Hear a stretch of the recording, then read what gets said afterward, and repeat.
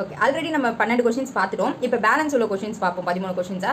இது வந்து group for 2024 நடந்த question paper. Okay, LCM of two number is 6 times their HCF. If the HCF is 12, one of the number is 36, then find the other number. இரு எண்களின் மீசிமா ஆனது மீபேக்காவின் 6 மடங்காகும். மீபேக்கா 12 ஒரு எண் 36 எண்ணில் மற்றொரு எண்ணை காண்க. இது பார்த்தீங்கன்னா எக்ஸ் இப்போ எல்சிஎம் ஆஃப் 2 நம்பர் இருக்கு இல்லையா, ஏதோ ஒரு 2 மீசிமா வந்து எக்ஸ் ஒய்ன்னு நான் எடுத்துக்கிட்டேன். இந்த எக்ஸ் ஒய்ங்கிறதா என்னது எல்சிஎம். அடுத்து என்ன கொஸ்டினில் உள்ள ஸ்டேட்மெண்ட்டை நம்ம அப்படியே நம்பர் எழுதுறோம். அடுத்து என்ன சொல்லியிருக்காங்க, 6 டைம் ஹச்சிசிஎஃபாக இருக்குன்னு சொல்லியிருக்காங்க. அப்போ 6 டைம் ஹச்சிசிஎஃப் என்ன கொடுத்துருக்காங்க, கொஸ்டினில் 12ன்னு கொடுத்துட்டாங்க. அப்போ 6 × 12 பண்ணால் என்ன கிடைக்க போகுது, 72ன்னு கிடைக்கும் இல்லையா. ஓகே, இப்போ அதில் இன்னொரு இந்த 2 நம்பர்னு சொன்னதில் ஒரு நம்பர் கொடுத்துருக்காங்க. என்னென்னு கொடுத்துருக்காங்க, 36ன்னு கொடுத்துருக்காங்க. இப்போ நம்மளுக்கு கேள்வியே என்ன, இன்னொரு நம்பரை கண்டுபிடிக்க சொல்லியிருக்காங்க. இதுக்கு நம்ம ஆப்ஷன் மெத்தட் தான் யூஸ் பண்ண போகிறோம். ஓகே, லாஜிக்காக போடல, ஆப்ஷன் வச்சு சால்வ் பண்ணலாம். இவங்க ஒரு ஹிண்ட் இங்கே கொடுத்துருக்காங்க. என்ன கொடுத்துருக்காங்க அப்படின்னு கவனிச்சிங்கன்னா, இந்த ப்ராடக்ட் ஆஃப் 2 நம்பருக்கு இல்லையா எக்ஸ் ஒய்ஏ பண்ணோம்னா அது எதுக்கு ஈக்குவலாக 6 டைம் ஆஃப் ஹச்சிசிஎஃப்க்கு ஈக்குவல் அப்படிங்கிறது தான் இவங்க கொடுத்துருக்குற க்ளூ. இப்போ நம்மளுக்கு 6 டைம் இந்த 12 ஹச்சிசிஎஃப் 12 போட்டால் 72ன்னு கிடச்சி இல்லையா.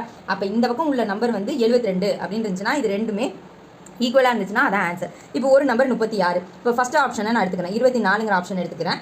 இங்கே ஒரு நம்பர் 36ன்னு கொடுத்துட்டாங்க இல்லையா. 36 × 24 பண்ணால் என்னப்பா கிடைக்கும், என்ன பண்ண போகிறோம், ப்ராடக்ட் இல்லை எல்சிஎம் ஆஃப் எக்ஸ் ஒய் தானே. ஸோ எல்சிஎம் எடுக்கணும். ஸோ இப்போ 6 டைம்ஸ் வருமா, 6, 4 அகைன் 2 டைம்ஸ் பண்ணோன்னா 3, 2 ப்ராடக்ட் இல்லை எல்சிஎம் எடுக்க சொல்லியிருக்காங்க. எல்சிஎம் எடுக்கிற 2 நம்பர் வந்து ஹச்சிசிஎஃப்க்கு ஈக்குவலாக இருக்குது. 2 balance 1, 1. So 6 2s are 12, 12 3s are again 2 பண்ணோன்னா என்ன கிடைக்கும், இங்கே நம்மளுக்கு டேரெக்டாகவே 72 கிடச்சிருச்சு. எல்சிஎம் எவ்வளோ, 72. இது வந்து இந்த LCM of x y 72, 6 × HCF 72. So இது ரெண்டு ஈக்குவலா, அப்போ ஆப்ஷன் ஏ தான் ஆன்சர். ஓகே, ஆப்ஷன் ஏ தான் ஆன்சர். புரிஞ்சிருச்சா. ஓகே, நெக்ஸ்ட் சம் பாருங்க. The HCF of 2 number is 11, their LCM is 693. If one of the number is 77, find other. இரு எண்களின் மீபோவா 11 மற்றும் அவற்றின் மீசிமா 693, ஓர் எண் 77 எண்ணில் மற்றொரு எண் என்ன. இதுவும் கிட்டத்தட்ட ஆப்ஷனை வச்சே சால்வ் பண்ணிடலாம். எப்படின்னு பார்த்தீங்கன்னா, அவங்க என்ன இப்போ கொஸ்டினில் கொடுத்துருக்காங்க, HCF ஆஃப் ஒரு 2 நம்பர், ஏதோ ஒரு 2 நம்பரை வந்து HCF, இப்படி 2 நம்பருக்கு HCF எடுத்தோம்னா இந்த HCF எவ்வளோ கிடைக்குதான், 11ன்னு கிடைக்குது அப்படின்னு சொல்லியிருக்காங்க. அதோட எல்சிஎம் எவ்வளோ கிடைக்குதான், இதே 2 நம்பருக்கு எல்சிஎம் எவ்வளோ கிடைக்குதான், 693ன்னு கிடைக்குதான். அதில் ஒரு நம்பர் சொல்லிட்டாங்க, அந்த ஒரு நம்பர் என்ன, 77. இந்த இன்னொரு நம்பர் தான் என்னன்னு கேட்டிருக்காங்க. இப்போ பார்த்தீங்கன்னா லெவல் 77 இது ப்ரைம் நம்பர், பார்த்தாலே தெரியுது இல்லையா, லெவல் 77. ஆக்சுவலாக வந்து இந்த 7 அப்படிங்கிறது இதை வச்சே நம்ம அனலைஸ் பண்ணிடலாம், ஆன்சரும் ப்ரைம் நம்பரில் தான் இருக்க போகுதுன்னு. பட் இருந்தாலும் நம்ம வேறு மாதிரி போட்டு பார்ப்போமே. 11 கேன்சல் ஆகணும் அப்படின்னா ஆப்ஷனில் எந்த டேபிள் 11 கேன்சல் ஆகும் ஃபஸ்ட்டு பார்ப்போம். ஏன்னா 1 டைம் தானே HCF வந்திருக்கு, அப்போ ஏதோ ஒரு டைம் 11 கேன்சல் ஆயிருக்கு. இப்போ ஃபஸ்ட்டு இருக்கிற நம்பரான 77யும் ஆப்ஷனில் 11 79 11 டேபிளில் கேன்சல் ஆகுது, அதனால அதை விட்டுருவோம் நம்ம. 88 ஆனால் கேன்சல் ஆக வாய்ப்பு இருக்கு இல்லையா. ஸோ 88 11 கேன்சல் பண்ணால் 7 8. இப்போ இதுக்கு HCF 11, ஆனால் எல்சிஎம் என்ன அப்படின்னு பார்த்தோம்னா 7 8 திரும்ப எடுத்தாலும் 7 8 தான் வரப்போகுது. அப்போ 7 8 மல்டிப்ளை பண்ணலாமா, 11 × 7 × 8 இது 3 மல்டிப்ளை பண்ணால் நம்மளுக்கு என்ன கிடைக்கும், 616 கிடைக்கும். ஆனால் எல்சிஎம் இங்கே என்ன கொடுத்துருக்காங்க, 693. அப்போ ஆப்ஷன் ஏ ஆன்சர் கிடையாது. ஓகே, அடுத்த ஆப்ஷன் பி போட்டு பார்ப்போம். சாரி, ஆப்ஷன் சி போட்டு பார்ப்போம். ஆப்ஷன் பி கிடையாது, ஆப்ஷன் சி போட்டு பார்ப்போம். 77 இன்னொரு நம்பரை 99ன்னு வச்சுக்கிறோம். 11 பண்ணுறோம், 7, 9. 11 × 7 × 9 பண்ணோன்னா என்ன கிடைக்கும், எல்சிஎம் 693. நம்மளுக்கு கொஸ்டினில் 693 எல்சிஎம், HCF 11. ஸோ அப்போ இதான் ரைட்டு ஆன்சர், சி 99 தான் கரெக்டு. ஓகே, ஆப்ஷன் மெத்தடில் ஈஸியாக சால்வ் பண்ணிடலாம். ஓகே, இப்போ இந்த சம் பார்த்தீங்கன்னா F 1³ + 2³ + 3³ ப்ளஸ் அன்சோ 1 கொடுத்து K³ முடிக்க உள்ளதோட வேல்யூ 72,900. அதாவது 1 + 2 + 3 ப்ளஸ் அன்சோ 1 K முடிக்கும் உள்ளதோட வேல்யூ என்ன அப்படின்னு சொல்லி கேட்டிருக்காங்க. ஆக்சுவலாக இது வந்து அரித்மெட்டிக் ப்ராக்ரஷன் AP அப்படின்னு சொல்லுவாங்களே அந்த செக்ஷன். அதில் இதுக்கு இந்த 1³ 2³ இருக்குது பார்த்தீங்களா, இதுக்கு ஒரு ஃபார்முலா, அதாவது 1³ 2³ இப்படி அன்சோ 1ல் போய் n³ முடிக்க வந்துச்சுன்னா இதோட ஃபார்முலா என்ன, பேசிக் ஃபார்முலா n+1 ² / 2. இந்த 1 + 2 + அன்சோ 1 K = இதோட ஃபார்முலா என்ன, n+1/2. இதான் இப்போ என்ன கொடுத்துருக்காங்க, இந்த 1³ வேல்யூ, அதாவது இந்த 72,000 என்ன மீனிங்ப்பா, இந்த n+n² / 2 தான் 72,900ன்னு கொடுத்துருக்காங்கன்னு அர்த்தம். இப்போ நம்மளுக்கு இதை தான் கேட்குறாங்க. இந்த 2 ஃபார்முலாலையும் என்ன நடந்திருக்கு, இதே ஃபார்முலாவில் இங்கே ஸ்கொயர் மட்டும் போட்டிருக்காங்க, அவ்வளோதானே. அப்போ இந்த ஸ்கொயரை தூக்கிட்டோன்னா நம்மளுக்கு வேல்யூ கிடச்சிருமா. ஸ்கொயரை தூக்கணும்னா என்ன பண்ண போகிறோம், இதை மட்டும் கண்டுபிடிக்கணும்னா இந்த ஸ்கொயர் இந்த பக்கம் வருமா, வந்தால் என்னாகும், √72900 ஆகுமா. அதான மீனிங், இந்த ஃபார்முலாவில் ஸ்கொயர் பண்ணால் இந்த வேல்யூ கிடைக்குது. அப்போ இந்த ஃபார்முலா மட்டும் நம்மளுக்கு வேணும்னா இந்த ஸ்கொயரை இந்த பக்கம் கொண்டு வரலாம்ல, இந்த பக்கம் கொண்டு வந்தால் ரூட் ஆக்கிடுவோமா. ஸோ 72,900ங்கிறது ரூட் எடுத்தால் ஆக்சுவலாக இந்த 2 0 விட்டுடுங்க. 27 × ஆப்ஷனில் பாருங்கள், இந்த இடத்துல 9 வந்திருக்கா, ஃபஸ்ட் எடுத்ததும் ஸ்கொயர் ரூட்டுக்கு நிறைய ட்ரிக்ஸ் இருக்குது. இப்போ இதுக்கு பேசிக்காக நான் ஒன்று சொல்கிறேன் எடுக்கோங்க. 9னா 3 3s are 9 வரலாம், 7 7s are 49. அந்த ரெண்டு தான் ஆப்ஷன் இருக்குது. அப்போ 3ல் வந்திருக்கா பாருங்க, வரல. 7ல் வந்திருக்கு. அதாவது மூணுமே கன்ஃபியூஸ் பண்ணுற மாதிரி 7ல் கொடுத்துருக்காங்க இல்லையா?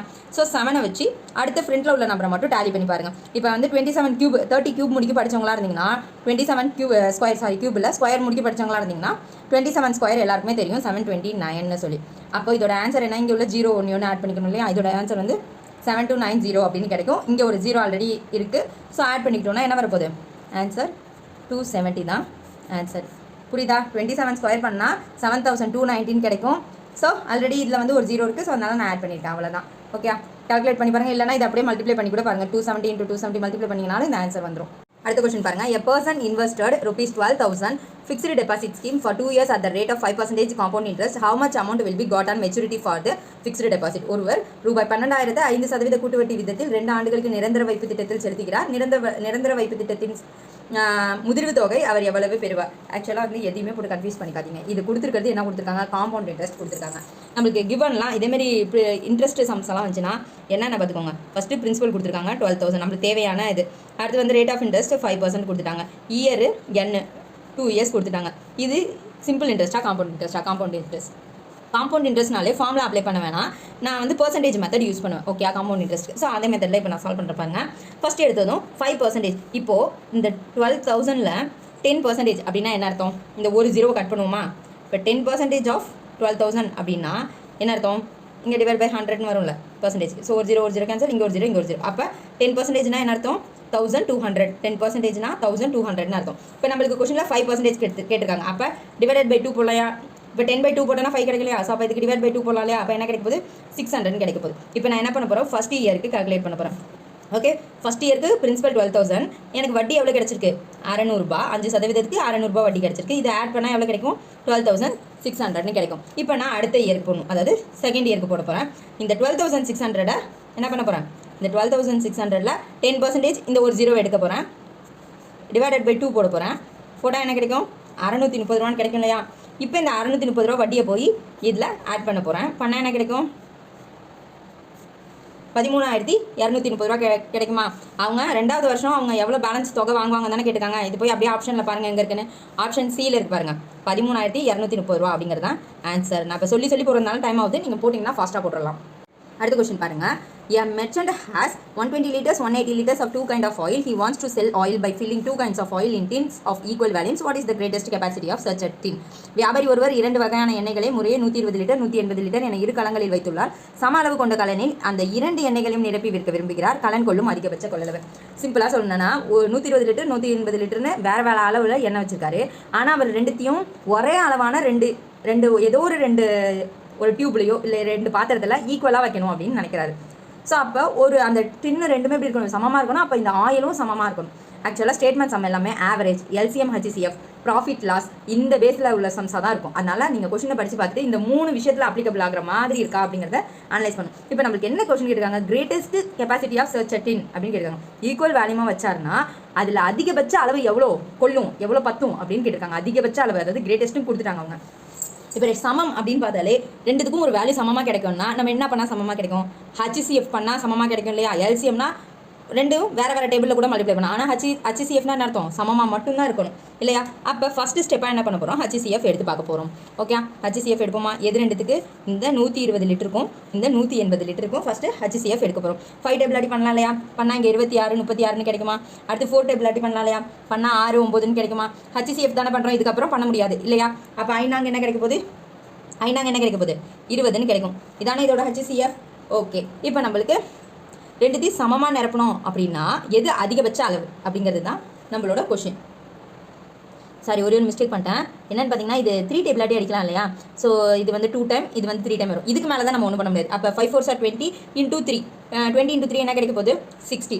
ஆல்மோஸ்ட் நம்மளுக்கு ஆன்சர் டச் பண்ணிட்டோம். Option C 60 litre is the answer. சமமாக உள்ளதில் அதிகபட்சம் தான் கேட்டிருக்காங்க. ஸோ அப்போ HCF எடுத்தால் ஃபுல்லாக ஓவர். புரிஞ்சிடுச்சா? அவ்வளோதான். இப்போ இந்த கொஸ்டின் பாருங்கள். when we write A Z B Y C X இது மாதிரி எழுதுனா how many consonants will appear to the left of the vowels? அதாவது இது மாதிரி எழுதுனா ஆங்கில உயிரெழுத்துக்கு இடதுபுறம் அருகில் வரக்கூடிய உயிரெழுத்து அல்லாத எழுத்துக்கள் எத்தனை? என்ன எப்படி எழுதிருக்காங்க ஃபஸ்ட்டு அதை எழுதுவோமா? வழக்கம் போல் நம்ம ABCDயை எழுதுவோம்.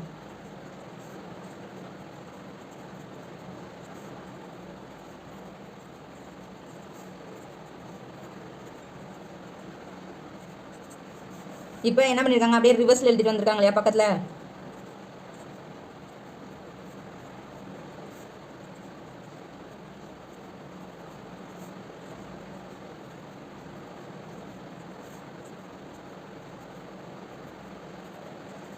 ஓகே, இப்போ நம்மளுக்கு கொஷனில் என்ன சொல்லியிருக்காங்க, வவ்வல்ஸுக்கு இடதுபுறம்னா எங்கே, லெஃப்ட் சைடு.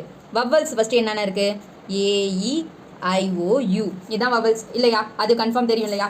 ஓகே, இப்போ இந்த AEIOU தான் வவ்வல்ஸு. இப்போ இந்த வவ்வல்ஸ்க்கு லெஃப்ட் சைடு என்ன இருக்குது, ஃபஸ்ட் எடுத்தது வவ்வல்ஸ் எல்லாம் எங்கே இருக்குது ஃபஸ்ட்டு நோட் பண்ணிப்போம். ஓகே, இங்கே ஒரு வவ்வல் இருக்குது AEIOU. ஃபஸ்ட்டு நான் இந்த சைடு உள்ளது தான் எடுத்துக்கிறேன். இப்போ இந்த வவ்வல்ஸுக்கு லெஃப்ட் சைடில் என்ன இருக்குது அப்படிங்கிறதான் கொஷின். இப்போ ஏக்கு முன்னாடி, அதாவது ஏ இதான் ரைட் சைடு, இதே லெஃப்ட் சைடு இல்லையா. ஏக்கு முன்னாடி என்ன இருக்குது, ஒன்றுமே இல்லை. அடுத்து ஈக்கு முன்னாடி என்ன இருக்குது, டபிள்யூன்னு ஒன்று இருக்கு இல்லையா, இதுக்கு 1ன்னு நம்பர் கொடுத்துருக்கோம். ஓகே, இந்த டபிள்யூக்கு 1 நம்பர் கொடுத்துருக்கேன். அடுத்து ஐக்கு முன்னாடி என்ன இருக்குது, எஸ் இருக்குது, இதுக்கு 2 நம்பர் கொடுத்துக்கிறேன்.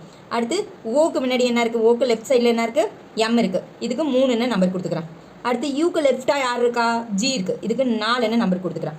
இப்போ நம்ம 4 கண்டுபிடிச்சிருக்கோம். இன்னொரு, அதாவது இந்த பக்கமாக எழுதிட்டு வந்தோம் இல்லையா ரிவர்ஸில், அப்போ இன்னொரு AEIOU செட்டு இருக்கும்ல, அதை இப்போ நோட் பண்ணி பார்ப்போம். AEIOU. இப்போ இதுக்கு லெஃப்ட் சைடில் என்னென்ன இருக்குன்னு பார்ப்போம். ஓகே, ஏக்கு லெஃப்ட் சைடில் என்ன இருக்குது, இசட் இருக்குது. இப்போ நம்ம ஆல்ரெடி 5 நம்பர் கொடுத்துருக்கோம், 4 கொடுத்துருக்கோம். ஸோ இது 5ன்னு கொடுத்துருக்கேன். ஓகே, அடுத்து ஈக்கு லெஃப்ட் சைடில் யார் இருக்கா, வி இருக்காங்க இல்லையா. ஸோ அப்போ அந்த விக்கு 6ன்னு நம்பர் கொடுத்துக்கிறேன். அடுத்து ஐக்கு லெஃப்ட் சைடில் 6 இருக்காங்க, அவங்களுக்கு 7ன்னு நம்பர் கொடுத்துக்கிறேன். ஓக்கு லெஃப்ட் சைடில் L இருக்காங்க, அவங்களுக்கு 8 நம்பர் கொடுத்துக்கிறேன். யூக்கு லெஃப்ட் சைடில் F இருக்காங்க, அவங்களுக்கு 9 நம்பர் கொடுத்துக்கிறேன். ஆக மொத்தம் வவல்ஸுக்கு லெஃப்ட் சைடில் மொத்தம் எத்தனை நம்பர் இருக்காங்க, 9 நம்பர்ஸ் இருக்காங்க. ஸோ அப்போ answer is nine, option C. Okay, இது ரிலேஷன் சம்ஸ். எப்படின்னு பார்த்தீங்கன்னா, if Ramila says Raghavi's father Raman is only son of my father in law Ramanathan, then how is Ramani who is the sister of Raghavi related to Ramanathan. Ramila கூறுகையில், எனது மாமனாரான ராமநாதனின் ஒரே மகனான ராமன் ராகவியின் தந்தை. ரமணி ராகவி சகோதரி என்றால் ரமணி ராமநாதனோட உறவு என்ன அப்படின்னு கேட்டுருக்காங்க. அது ஃபஸ்ட் என்ன சொல்லியிருக்காங்க பாருங்க, ரமிலான்னு ஒருத்தவங்க சொல்கிறாங்க. ஓகே, இப்போ ரமிலான்னு ஒருத்தவங்க சொல்கிறாங்க. ராகவி ஃபாதர் வந்து யார், ராமன் அப்படின்னு சொல்லி. அப்போ ராகவின்னு ஒருத்தவங்க இருக்காங்க, அவரோட அப்பா யார், ராமன். அப்போ ராமன்கிறவங்க ராகவியோட அப்பா இல்லையா, ஃபாதர் இல்லையா. ஓகே, அடுத்து என்ன சொல்கிறாங்க, அந்த ராமன் வந்து only son of father in law அப்படின்னு சொல்கிறாங்க. இந்த ரமிலாவோட மாமனார் இருக்கார் இல்லையா, அதாவது ஃபாதர் இன் லா, மாமனார் வந்து இந்த ராமனோட அப்பா அப்படின்னு சொல்கிறாங்க. யார் ஃபாதரு, இந்த ராமநாதன் அப்படிங்கிறவர். இந்த ராமநாதன்கிறவர் ஃபாதர். ஓகே, இப்போ ரமிலாவுக்கு உங்களுக்கு என்ன ரிலேஷன்ஷிப், நம்மளுக்கு கொஸ்டினில் என்ன கேட்டிருக்காங்க. அடுத்து வந்து ரமணி அப்படிங்கிறவ வந்து ராகவியோட சகோதரி. இந்த ராகவியோட சிஸ்டர் யார், ரமணி அப்படின்னு சொல்கிறாங்க. அப்போ இந்த இதில் பார்த்தா இந்த ரமிலாவும் ராமும் ஹஸ்பண்ட் அண்ட் ஒய்ஃபாக இருப்பாங்க. இவங்க 2 பேரும் பொண்ணுங்களாக இருக்கலாம் இல்லையா, அப்படி தானே தெரியுது. அப்போ நம்மளுக்கு கேள்வியில் என்ன கேட்டிருக்காங்கப்பா, ரமணியும் ராகவியும் சிஸ்டர்னு சொல்லிட்டாங்க. அப்படின்னா ரமணி ராமநாதனுக்கு என்ன உறவுன்னு கேட்டிருக்காங்க. அப்போ இவங்க 2 பேரும் ஹஸ்பண்ட் அண்ட் ஒய்ஃபாக இருப்பாங்க, இவங்களோட பசங்களாக தான் இவங்க இருக்கணும். அப்போ இவங்க அப்பாவோட அப்பா இந்த ரமணி பொண்ணுக்கு என்ன வேணும், தாத்தா இல்லையா, தாத்தா தானே. யாருக்கு, ரமணிக்கு ராமநாதன் தாத்தா. அப்போ sister of Raghavi related to Ramanathan தான் கேட்டிருக்காங்க. அந்த ராமநாதனுக்கு ராகவி யாருன்னு தான் கேட்டிருக்காங்க கொஷின். ஓகே, அப்போ ஆன்சர் என்ன, ராமநாதனுக்கு யார், ரமணி பேத்தி. So granddaughter. புரிஞ்சிச்சா, கிராண்ட் டாட்டர், பேத்தி இஸ் த ஆன்சர். இப்போது for the principal of rupees 10,000 the rate of interest is 15 per annum for 3 years. Find the difference between CI and SI. அதாவது compound interest, simple interest. அசல் தொகை 10,000 ஆனது 15% ஆண்டு வட்டியில் 3 ஆண்டுகளுக்கு கிடைக்கும் கூட்டு வட்டிக்கும் தனி வட்டிக்கும் இடையேயான வித்தியாசம்னு கணக்கு வந்தாலும் ஒரு ஃபார்முலா தான். 2 வருஷத்துக்கு ஒரு ஃபார்முலா இருக்குது, 3 வருஷத்துக்கு ஒரு ஃபார்முலா இருக்குது. நம்மளுக்கு இங்கே கொஸ்டினில் கொடுத்துருக்கிறது 3 வருஷத்துக்கு. 3 வருஷம் அப்படின்னா என்னப்பா formula, R/100 whole square 3 + R/100 இதுதான் ஃபார்முலா. இந்த ஃபார்முலா மட்டும் தெரிஞ்சுக்கோங்க. எல்லாத்தையும் அப்படியே டேரெக்டாக சப்ஸ்டியூட் பண்ண வேண்டியதான். பி நம்மளுக்கு எவ்வளோ 10,000 கொடுத்துட்டாங்க. அடுத்து R² இப்படி எழுதிக்கிறேன்னா R², R என்ன 15 × 15, இப்படினாலும் R²னாலும் ஒன்று தானே. ஸோ 100 × 100. இப்போ இதை நான் 0லாம் கேன்சல் பண்ணிக்கிறேன். இப்போ இந்த 10 அடிச்சோன்னா என்ன கிடைக்கும், 2 டைம்ஸ் கிடைக்கும், இங்கே 3 டைம்ஸ் கிடைக்கும் இல்லையா. அடுத்து வந்து இந்த இடத்த டேலி பண்ணணும். இப்போ இந்த இடத்துல வந்து கொஞ்சம் டிஃப்ரெண்ட் இருக்கும், ஏன்னா 15/100ன்னு வரும். இப்போ இதை கேன்சல் பண்ண முடியுமா, பண்ணோன்னா என்ன கிடைக்கும், 20, இங்கே 3 டைம்ஸ் கிடைக்குமா. ஓகே, இப்போ இந்த 3 + 3/20க்கு எல்சிஎம் எடுத்தோன்னா என்ன கிடைக்கும், 63/20 கிடைக்குமா. இந்த இடத்துக்கு மட்டும் எல்சிஎம் எடுத்தோன்னா 63/20 கிடைக்குமா. ஓகே, இப்போ நம்ம என்ன பண்ணலாம், இந்த இடத்துல 2 வராது, ஏன்னா மொத்தம் இங்கே 4 0 இருக்குல்ல. சாரி, நான் தான் மிஸ்டேக் பண்ணிட்டேன். 10,000 தானே, இங்கே இந்த ஜீரோவும் கேன்சல் ஆகிடும். ஓகே, இப்போ இங்கே 3 × 15 இன்ட்டு இந்த இடத்துக்கு என்ன வரும், 63/20 கிடைக்குமா.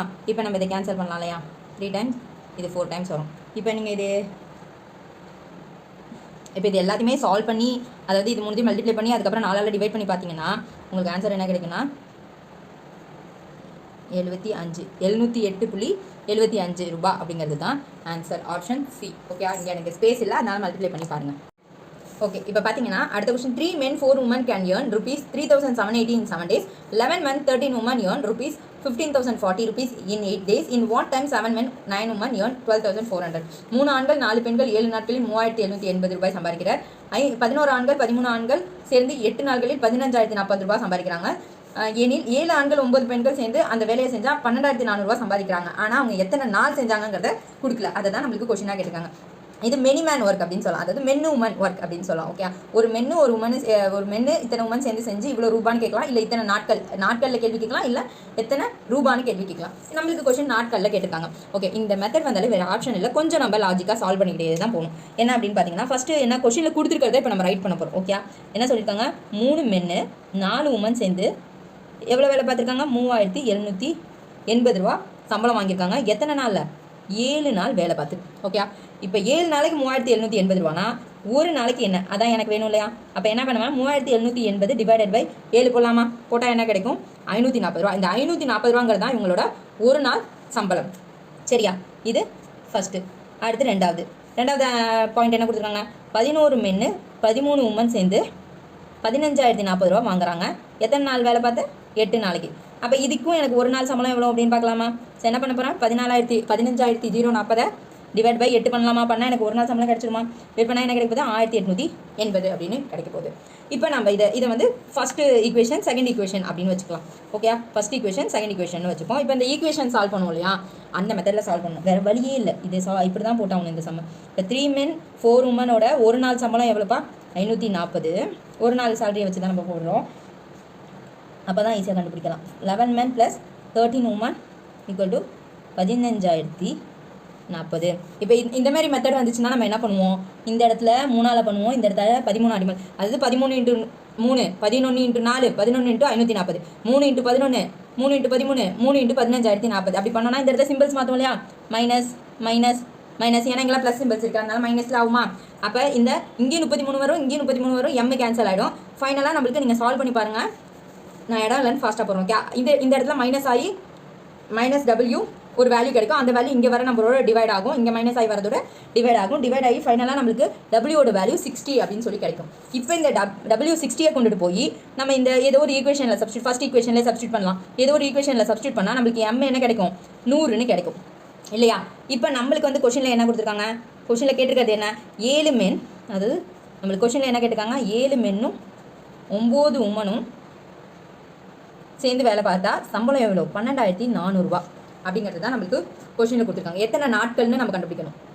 ஓகே, இப்போ வந்து இந்த 7 × எம்முக்கு பதிலாக 100, 9 × 60 = 1,400. ஓகேயா, இப்போ இது பண்ணோன்னா என்ன கிடைக்கும், 700 + 9 × 540. இது ரெண்டுத்தையும் ப்ளஸ் பண்ணோன்னா நம்மளுக்கு 1,240ன்னு கிடைக்குமா இல்லையா. 1,240, இங்கே 12,400 வந்துடுது இல்லையா. இப்போ இதை பார்த்தாலே புரிஞ்சிருக்கும் உங்களுக்கு, என்ன இதில் ஒரு 0 எக்ஸ்ட்ரா இருக்குது, அவ்வளோதான். இப்போ ஃபார் எக்ஸாம்பிள் இதை இப்படி கேன்சல் பண்ணிங்கன்னா இது 1 டைம்ஸு, இது எத்தனை டைம்ஸு, 10 டைம்ஸு. அப்போ ஒரு நாள் வேலை எத்தனை நாள், ஒரு வேலைக்கு 10 days அப்படி தானே மீனிங். அப்போ ஒரு ஆள் 10 days. அப்போ ஆன்சர் என்ன, இந்த 10 days தான் ஆன்சர். ஆப்ஷன் சியில் இருக்கும், 10 days தான் ஆன்சர். ஓகே, புரிஞ்சுக்க முடியுதா, கொஞ்சம் பொறுமையாக கவனிச்சு பாருங்கள், அப்போ தான் இந்த சம் புரியும். இப்போ இந்த கொஸ்டின் ரொம்பவே சிம்பிள். என்னன்னு பார்த்தீங்கன்னா, a person take a loan for 2,000 at 6% simple interest. He returns 1,000 at the end of 1 year. In order to clear his dues at the end of 2 years, how much he would pay? ஒருவர் ₹2,000 6% தனி வட்டிக்கு கடன் வாங்குகிறார். ஒரு ஆண்டு முடிவில் ₹1,000 திருப்பி செலுத்தி அக்கடனை 2ஆம் ஆண்டு முடிவில் முழுவதும் முடிக்க எவ்வளவு தொகை. அதாவது ஒருத்தவர் ₹2,000 மொத்தமாக வாங்குறாரு, ஒரு வருஷத்துக்கு அப்புறம் ₹1,000 பணம் கொடுத்துட்றாரு. ஆனால் 2 வருஷத்துக்கு அப்புறம் தான் முழுசாக அவர் டியூவை முடிக்கிறார். அவ்வளோதான். இதை நம்ம ட்விஸ்ட்டாக கொடுத்துருக்காங்கன்னு அர்த்தம். பட் ஆனால் ஒன்றும் இல்லை. எஸ்ஐக்கு அதாவது சிம்பிள் இன்ட்ரெஸ்ட் தான் கொடுத்துருக்காங்க. சிம்பிள் இன்ட்ரெஸ்ட் கண்டுபிடிக்க ஃபார்முலா என்ன, PNR/100. ஸோ ஃபஸ்ட்டு எடுத்ததும் அதை தான் பண்ண போகிறோம். ஃபஸ்ட்டு 1 year இல்லையா. ஃபஸ்ட்டு எடுத்ததும் என்ன சொல்லியிருக்காங்கப்பா, அவர் ஃபஸ்ட்டு எடுத்ததும் என்ன பண்ணியிருக்காரு, ஒரு வருஷத்துக்கு வட்டி கண்டுபிடிக்கணும் இல்லையா. எஸ்ஐ கண்டுபிடிக்கணும் ஃபஸ்ட்டு. ஒரு வருஷத்துக்கு ₹2,000, 6%, ஒரு வருஷத்துக்கு தான் எடுக்கிறோம் இல்லையா. ஒரு வருஷத்துக்கு எவ்வளோ வட்டி அப்படின்னு பார்க்குறோம் இல்லையா. ஸோ 20 × 6 × 1 எவ்வளோ 120 கிடைக்கும். இது ஒரு வருஷத்துக்கான வட்டி. ஒரு வருஷத்துக்கான வட்டி எவ்வளோ 120 ரூபா.